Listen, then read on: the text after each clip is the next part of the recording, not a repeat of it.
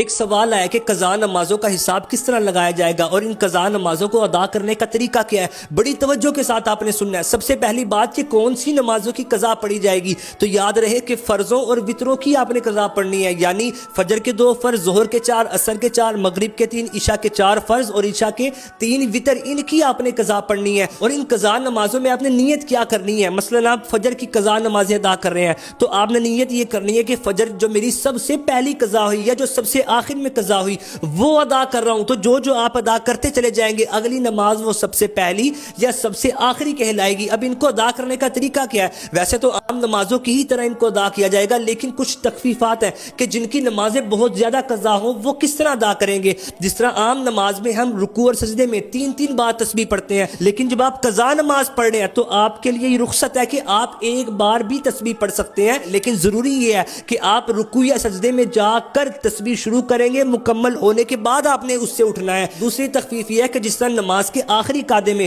التحیات مکمل کرنے کے بعد درود پاک اور دعا پڑھی جاتی ہے، پھر سلام پھیرا جاتا ہے، لیکن قضا نماز ادا کرتے ہوئے یہ رخصت ہے آپ کے لیے، اگر آپ یہ چاہیں تو نماز کی آخری رکعت میں التحیات مکمل کرنے کے بعد صرف اتنا درود پاک پڑھیں، اللہم صلی علی محمد، پھر آپ سلام پھیر دیں۔ تیسری تخفیف یہ ہے کہ جس طرح فرضوں کی تیسری اور چوتھی رکعت میں بھی قرات کی جاتی ہے، لیکن جب آپ قضا نماز ادا کر رہے ہیں تو آپ کے لیے یہ رخصت ہے کہ آپ فرضوں کی تیسری اور چوتھی رکعت میں مثلا ظہر کے 4 فرض، عصر کے 4 اور عشاء کے 4 فرض، اس کی تیسری اور چوتھی رکعت میں آپ قرات کے بجائے صرف 3 مرتبہ یہ تسبیح پڑھیں سبحان اللہ، پھر آپ رکوع میں چلے جائیں۔ چوتھی تخفیف یہ ہے کہ جب آپ نماز عشاء کے وتر کی آپ قضا پڑھ رہے ہیں تو اب آپ تیسری رکعت میں قرات تو کی جائے گی، لیکن آپ جب تکبیر کہنے کے بعد دعائے قنوت پڑھتے ہیں، اس دعائے قنوت کی جگہ آپ 3 مرتبہ اللہم اغفر لی کہیں، پھر آپ رکوع میں چلے جائیں اور اپنی نماز مکمل کریں۔ یہ ہے قضا نماز ادا کرنے کا طریقہ، لیکن ان کا حساب بھی لگانا ہے کہ میری کتنی نمازیں باقی ہیں۔ آپ حساب اس طرح لگائیں کہ میں کب سے بالغ ہوا یا میں کب سے نمازیں نہیں پڑھ رہا، اس کے مطابق آپ نمازیں شروع کر دیں۔ آپ کہتے ہیں مجھے یاد ہی نہیں ہے کہ میں کب بالغ ہوا یا میں کب سے نمازیں نہیں پڑھ رہا،